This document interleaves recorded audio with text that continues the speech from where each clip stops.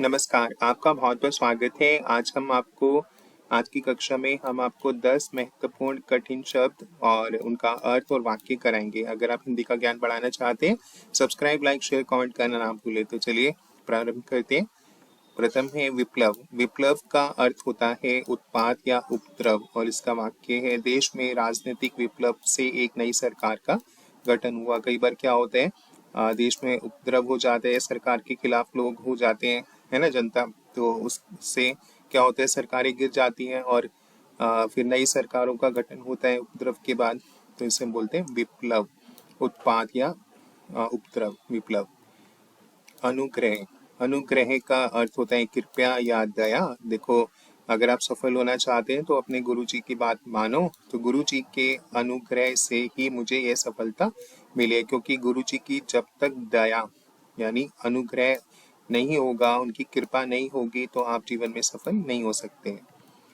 विलासिता। विलासिता का अर्थ होता है ऐश्वर्य और आरामदायक जीवन। और जब आरामदायक जीवन या मजे मजे होते हैं ना, तो जीवन में कई समस्याएं भी आ जाती हैं। तो विलासिता के जीवन में अनेक समस्याएं भी होती हैं। इस तरह का जीवन नहीं जीना चाहिए और अपना काम करते रहना चाहिए, आराम की जिंदगी नहीं जीनी चाहिए। समन्वय। समन्वय का क्या अर्थ होता है? समन्वय का अर्थ होता है सामंजस्य या तालमेल, इंग्लिश में कोऑर्डिनेशन। टीम के सदस्यों के बीच अच्छा समन्वय आवश्यक है, क्योंकि जब टीम खेलती है तो सभी सदस्यों को आपस में तालमेल रख के खेलना चाहिए, यानी सबका सामंजस्य होना चाहिए, समन्वय होना चाहिए, तभी विजय प्राप्त होगी। प्रतिष्ठा। प्रतिष्ठा का अर्थ होता है सम्मान या मान्यता और समाज में उसकी प्रतिष्ठा बहुत ऊंची है, यानी समाज में, सोसाइटी में उसका मान्यता या उसका सम्मान बहुत ऊंचा है, सब लोग उसको मानते हैं। विनम्रता। विनम्रता का अर्थ होता है विनम्र भाव होने का भाव, यानी डाउन टू अर्थ। और उनकी विनम्रता ने सभी का दिल जीत लिया। वो एक बहुत बड़े वैज्ञानिक हैं, पर वो उनमें विनम्रता है, तो उनकी विनम्रता ने सबका दिल जीत लिया, क्योंकि वो हमेशा डाउन टू अर्थ रहते हैं। विशद। विशद का अर्थ होता है उज्जवल। उज्जवल उसने अपने शोध, यानी जो जिस पे वो रिसर्च कर रहे थे, शोध का उज्जवल विवरण प्रस्तुत किया, यानी विशद विवरण प्रस्तुत किया। सहचर्य। सहचर्य का अर्थ होता है संग या साथ, है ना। अच्छे मित्रों के सहचर्य से जीवन सुखमय हो जाते हैं। और आजकल तो भाई अच्छे फ्रेंड्स मिलते ही नहीं है वैसे तो, पर जो अच्छे फ्रेंड्स हैं, जो आपको मोटिवेट करें आगे बढ़ने के लिए, तो आपके जीवन को वो सुखमय बना सकते हैं, है ना। तो अच्छे दोस्तों के साथ रहें, मित्रों के साथ।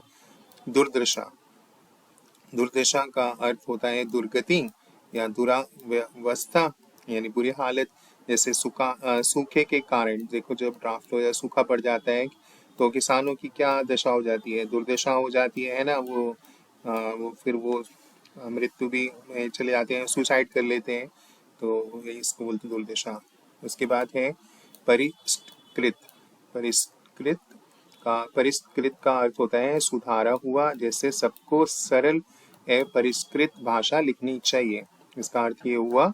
और मतलब सुधार के लिखना चाहिए। उनकी परिष्कृत भाषा शैली ने सभी पाठकों को प्रभावित किया।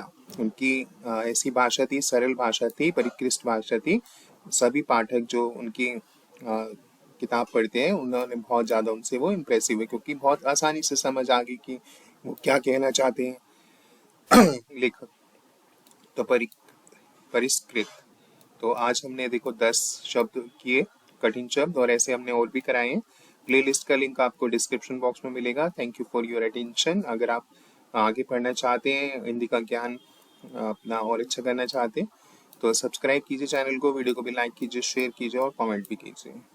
धन्यवाद।